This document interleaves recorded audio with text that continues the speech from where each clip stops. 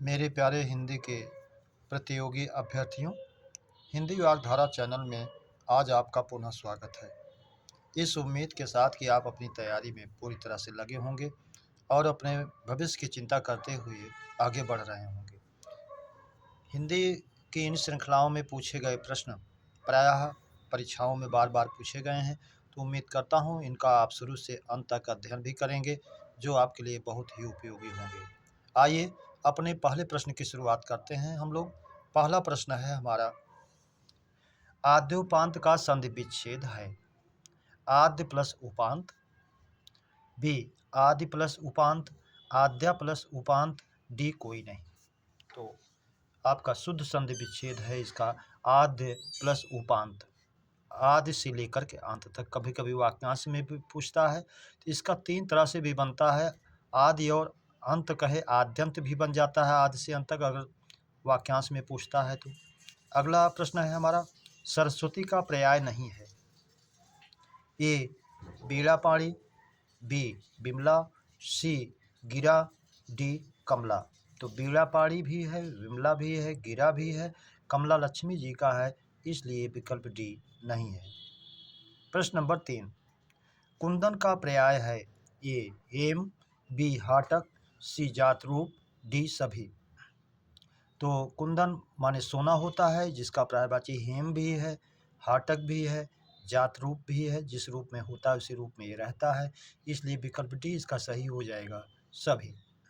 प्रश्न नंबर 4, असंगत युग्म है।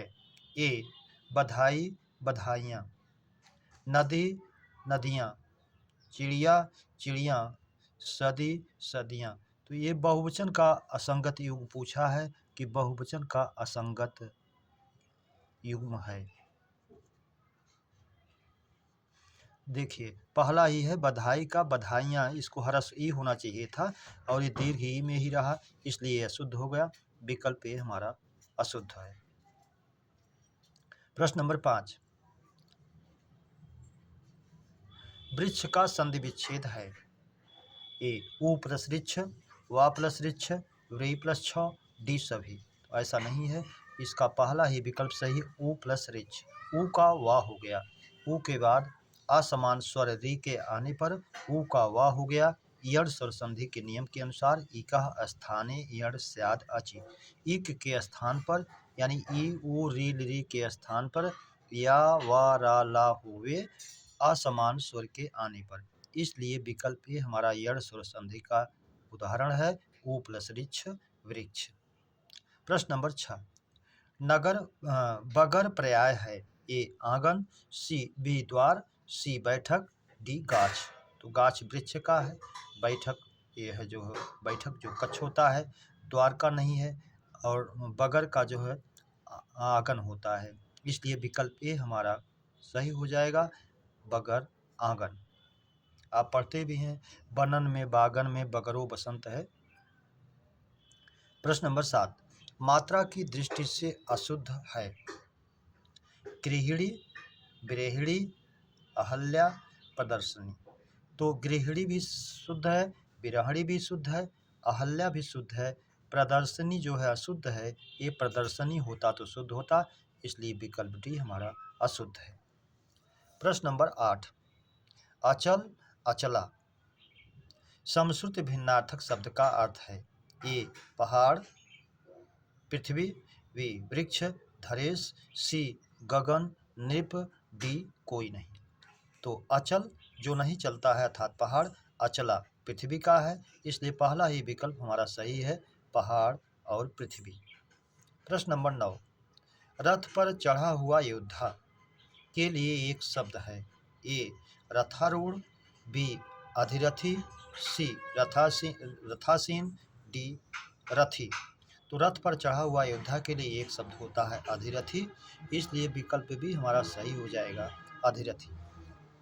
प्रश्न नंबर 10, मतंग पर्याय है। ए कुंभिका, बी दंतिका, सी द्विरथ का, डी सभी। तो मतंग हाथी का पर्यायवाची है, जिसका पर्यायवाची कुंभी भी, दंती भी, द्विरथ भी, इसलिए विकल्प डी हमारा सही हो जाएगा, सभी। प्रश्न नंबर 11, महाश्वेता पर्याय है? ए सरस्वती का, बी सीता का, सी दुर्गा का, डी लक्ष्मी का। तो महाश्वेता ये सरस्वती जी का पर्याय है, इसलिए विकल्प ए ही सही हो जाएगा। सीता, दुर्गा और लक्ष्मी असंगत है। प्रश्न नंबर 12, समन्वय का संधि विच्छेद रूप है। समन्वय का संधि विच्छेद रूप है।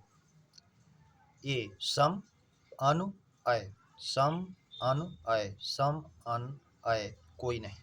तो समन्वय में अब सम में अनु जुड़ा है, इसलिए हल चिन्ह तो वाला सम ही सही होगा।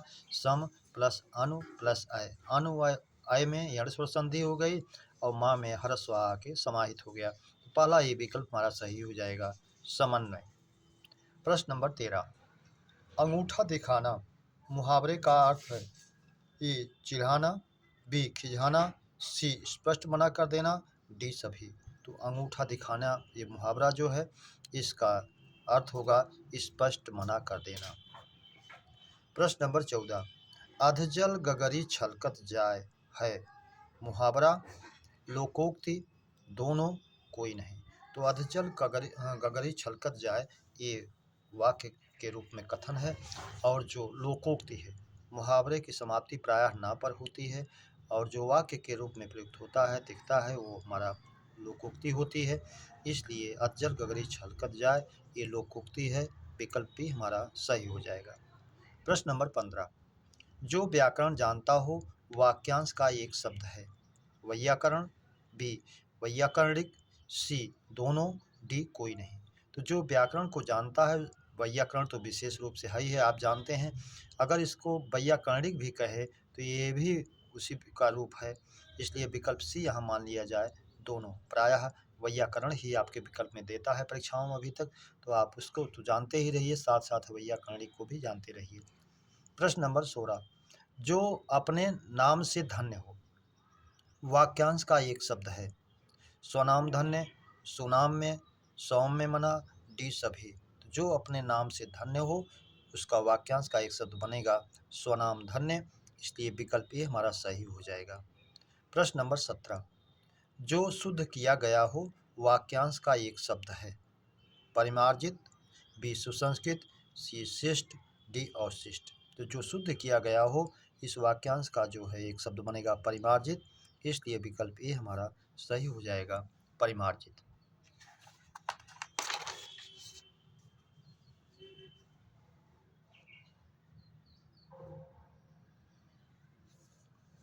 प्रश्न नंबर 18, मरीचमाली पर्याय है। ए अंशमाली, बी सहस्रांशु, सी मरीचि, डी सभी। मरीचमाली ये जो है सूर्य का पर्यायवाची है। अंशुमाली किरणों की माला जिसके पास है सूर्य का है। सहस्रांशु हजारों किरणों वाले जो हैं वो भगवान सूर्य हैं, इसलिए ये भी है। मरीचि माने किरण होता है, मरीचि माने किरण वाले अर्थात सूर्य, तो ये भी सही है, इसलिए विकल्प डी हमारा सही हो जाएगा, सभी। प्रश्न नंबर 19, इन विराम चिन्हों में कौन सा लाघव विराम चिन्ह है? ए बी सी डी में दिया गया है। ए में अल्प विराम का है, बी में अर्ध विराम का है, सी में लाघव है, इसलिए विकल्प सी ही सही हो जाएगा, डी में पूर्ण विराम का है। प्रश्न नंबर 20, निम्न तद्भव तत्सम में अशुद्ध युग्म है। ए दूब दूरबा शुद्ध है, बी पानी पानीय ये भी शुद्ध है, सी चना चड़क ये भी सिद्ध है, डी पूरा पूर्व, जबकि पूरा का तत्सम होना चाहिए था पूर्ण, इसलिए विकल्प डी हमारा अशुद्ध है। प्रश्न नंबर 21, अशुद्ध विलोम युग्म है। ए कनीय वरीय जूनियर सीनियर, बी शीत उष्ण ठंडा गर्म ये भी सही है, सी नूतन पुरातन नवीन प्राचीन ये भी सही है, डी वरिष्ठ ज्येष्ठ। वरिष्ठ का अगर कनिष्ठ होता तो शुद्ध होता, वरिष्ठ और ज्येष्ठ प्राय प्राय जैसे हो गए, इसलिए विकल्प डी अशुद्ध है। प्रश्न नंबर 22, उद्योग में इक और करण प्रत्यय जोड़ने पर शब्द निर्माण होगा। औद्योगिकीकरण, उद्योगीकरण, उद्योगिकीकरण, डी सभी। तो उद्योग में इक जुड़ेगा तो औद्योगिक बनेगा, और फिर जब करण प्रत्यय जुड़ेगा तो उसके शब्द के अंतिम का दीर्घ ई हो जाता है, इसलिए शुद्ध शब्द बनेगा औद्योगिकीकरण। इसलिए विकल्प ए हमारा सही हो जाएगा, औद्योगिकीकरण। प्रश्न नंबर 23, वर्तनी की दृष्टि से अशुद्ध है। ए आशीर्वाद, बी व्यवहारिक, सी आध्यात्मिक, डी प्रामाणिक। तो प्रमाण में इक जुड़ा तो प्रामाणिक हो गया, शुद्ध है। अध्यात्म में इक जुड़ा आध्यात्मिक हो गया, ये भी शुद्ध है। बी व्यवहार में इक जब जुड़ेगा तो व्यावहारिक बनेगा, इसलिए विकल्प बी अशुद्ध है। आशीर्वाद वर्तनी की दृष्टि से शुद्ध है। प्रश्न नंबर 24, प्रत्यक्ष में समास है। अव्ययी भाव, तत्पुरुष, कंधारय, बहुव्रीहि। तो प्रत्यक्ष प्रति प्लस अक्ष, आंखों के सामने जो है, प्रति उपसर्ग है। उपसर्ग अव्यय जहाँ होता है प्रथम पद में वो अव्ययी भाव होता है, इसलिए विकल्प ए सही हो जाएगा। आप जानते हैं पूर्व प्रधान जो होता है अव्ययी भाव होता है और वो उपसर्ग होता है या तो अव्यय होता है, निपात होता है। प्रश्न नंबर 25, पास पास समश्रुत भिन्नार्थक शब्द का अर्थ है। समीप, बंधन, दूर, पास, वीर, कायर, सभी। तो सभी से कोई मतलब नहीं। पास नज़दीक के लिए, समीप के लिए, और पास माने जाल या बंधन, तो इसलिए पहला ही विकल्प हमारा सही हो जाएगा, समीप, बंधन। प्रश्न नंबर 26, तेल और बेल का तत्सम है। विकल्प ए तैल, बिल्व, बी तेल, बेला, सी चिकना, फल, डी कोई नहीं। तो हमारा पहला ही होगा, तेल का तैल और बेल का विल्व होता है, इसलिए विकल्प ए ही सही हो जाएगा। प्रश्न नंबर 27, अंगना अंगना समश्रुत भिन्नार्थक शब्द का अर्थ है। तो अंगना का होता है आंगन और अंगना का होता है स्त्री। द्वार, घर, बैठक, गृह, डी कोई नहीं, कोई मतलब नहीं है।